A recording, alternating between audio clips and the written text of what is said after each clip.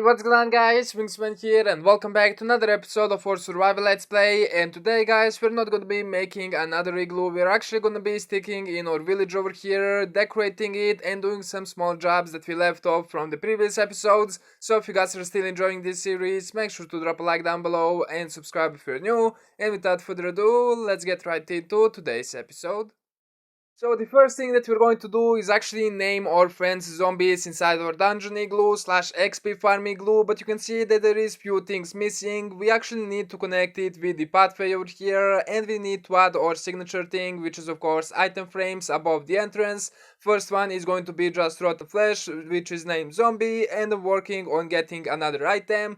But guys, I am super excited to name our zombies because we have two amazing name suggestions. First one comes from Dr. MCP that suggested Alfred the Hungry One. So here you go buddy, you are now known as the Alfred the Hungry One. So thank you so much Dr. MCP for suggesting the name. I think he likes it a lot. You can see he's not even punching us, he's just a friendly zombie. And the second name was suggested by none other than Mustang Girl. Thank you so much for the suggestion. She actually had two names in mind, but unfortunately we already have one selected, which is of course Alfred, and she suggested two names that some of you guys might be familiar with. It's our good friends from Bedrock server, Fizz Cannon and Centronet. Now since we already had one name, I had to choose between them, and sorry Fizz, but I had to choose Cent on this one.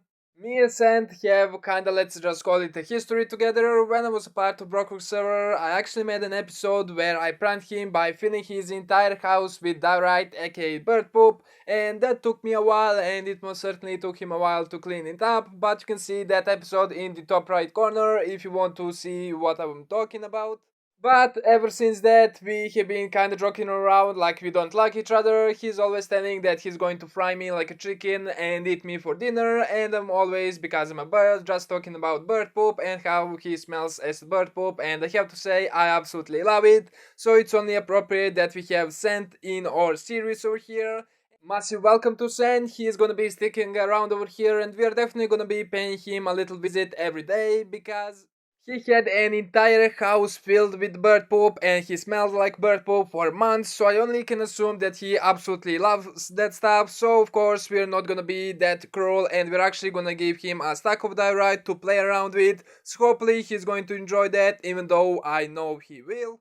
Again, massive thank you to Dr. MCP and Mustang Girl for suggesting the names, I appreciate that a lot, but one thing that we need to do in this episode is also create a little separator for our zombies over here, because you know, if we press this button, the lava is going to dispense, basically leaving these guys on one hit kill. But the problem with this is the new zombies that are gonna be coming, we're not gonna be able to kill them with one punch, so we need to have a little separator, and I'm probably just gonna have a couple pistons over there just to prevent the new ones that come from falling down and mixing with our 1 HP zombies. So that's definitely something that we need to do. But before we actually do that, we need to finish our little pathway leading to this place, because it's not really a finished igloo and a part of the village until we actually connect it with the pathway. Looks like the Scent really enjoyed the diorite, aka bird poop, that he actually ate it. It doesn't really surprise me that much, but we're actually gonna go over here, finish the pathway and get some more stuff to finish this igloo. We need to gather a new item to actually put it over here in the item frame,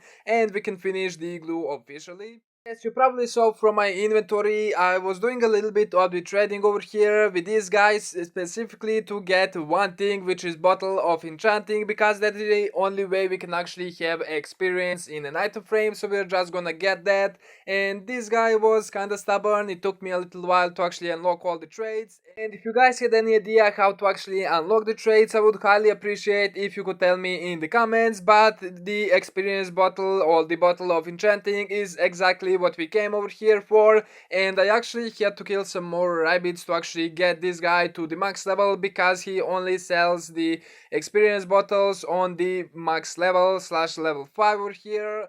And this monster actually made me kill some more rabbits, because otherwise I wouldn't be able to get this trade. But you can see he's also trading that turtle shell thing for emeralds, but luckily I didn't really need that to unlock the experience bottle, because I don't really have a way to actually get the turtles right now, so that was really lucky. So you can see we have some more ender pearls, and But I would really like to know if you can actually reset these guys, because getting ender pearls would be really easy this way.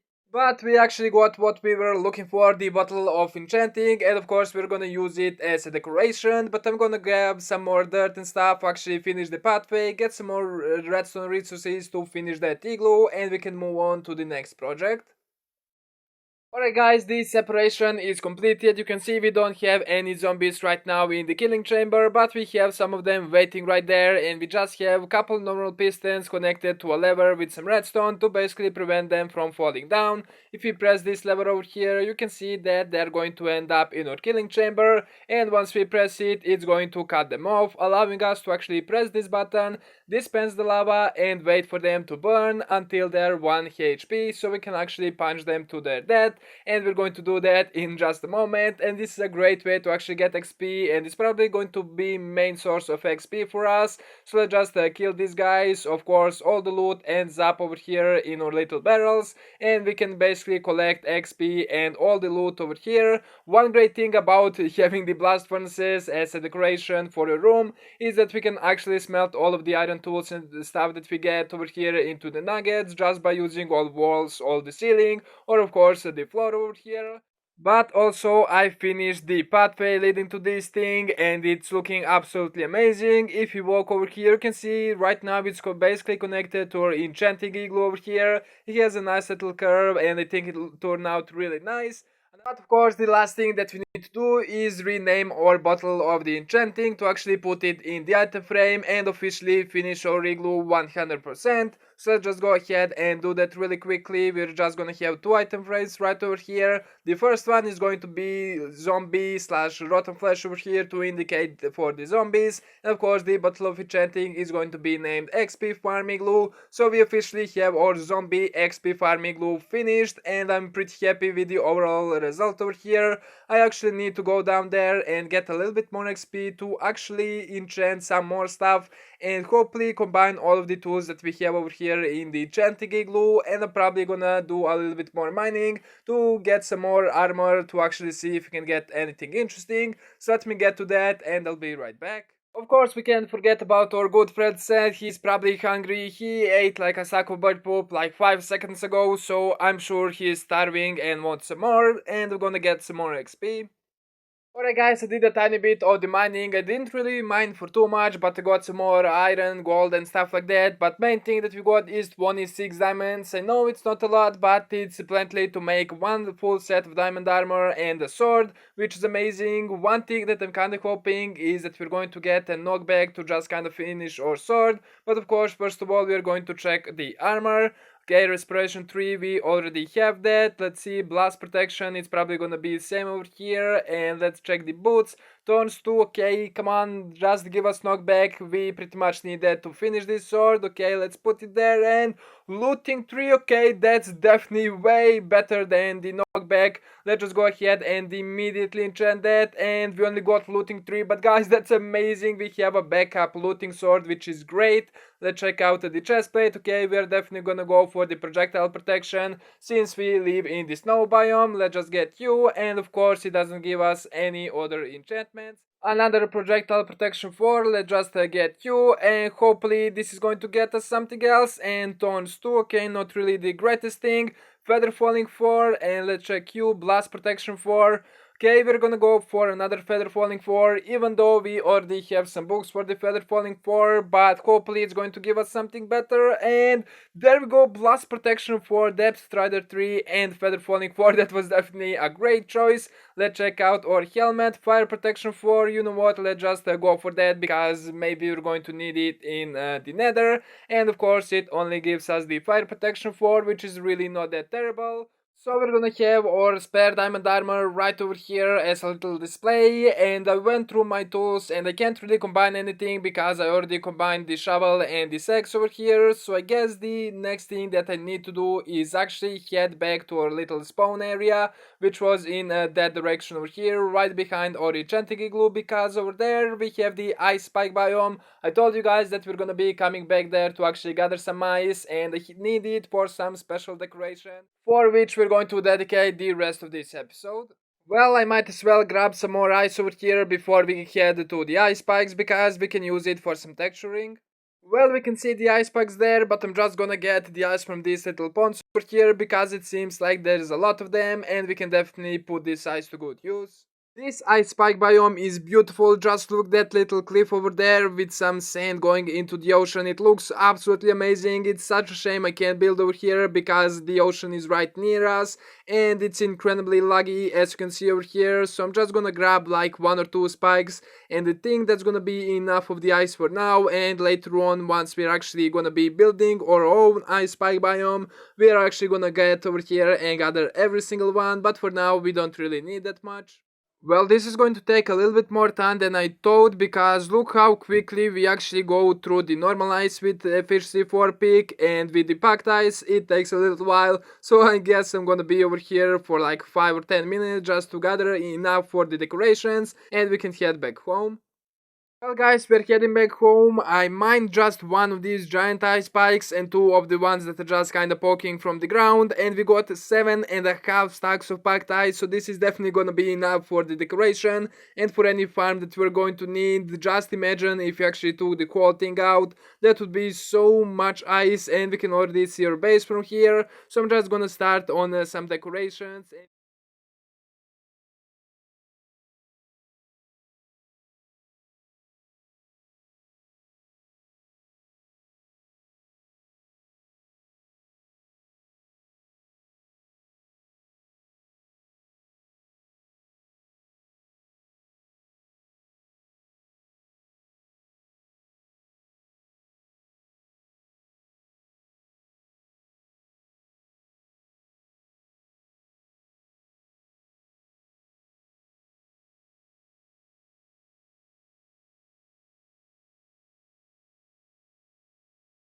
Well, I feel kinda stupid. I totally forgot that we can only use dead coral fence instead of the dead coral, but I guess it doesn't really matter that much. You can see I did a tiny bit of the decoration using some ice. These are supposed to be like ice mushrooms, so let's just say they froze over here. You can see we have some icicles, and one thing that I really wanted is to have some dead coral fence because they look like white grass, and I thought that would look really nice, but I guess we have to settle with what we have. We have some nice small mushrooms over here with some icicles and some ice coming out over here. I think it turned out really nicely. We have some bigger ones over here. You can see this is supposed to represent that red mushroom, and I didn't want to have just a standard old stem going upwards. We have some curve over here, and we're using the blue ice as the stem and mixture between the packed ice and normal ice as the top of the mushroom, and of course we mixed in some of the glass paints, specifically the white and light blue, to make some icicles and give it a little bit more shape,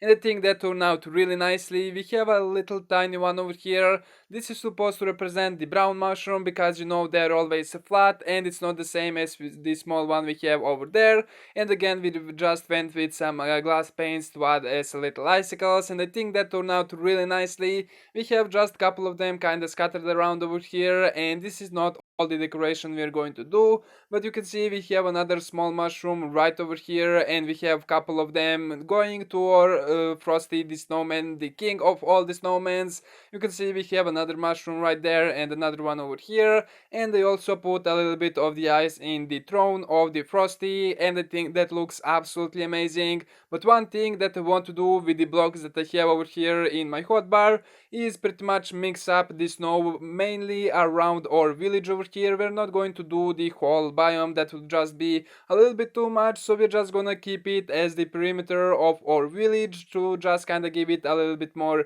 variation, and this is pretty much the mixture we're gonna go for. You can see over here in the igloo it looks pretty nice, so hopefully it's going to turn out really great once we do it for the whole village, but I guess 2 stacks is just going to be a start. We're probably going to need some more, but I'm waiting for our sheepies to grow back their wool so we can get a little bit more. But we have 2 stacks of white concrete, 2 stacks of white carpet, 2 stacks of wool, and 2 stacks of top snow to just kinda give it a little bit more variation over here. So I guess without further ado, I'm gonna see how much we can actually cover with these blocks, and we are gonna check it out once it's done. But of course we can't forget about Sand, he's probably starving. Here you go buddy, hopefully he's going to enjoy this, and let's get to the work.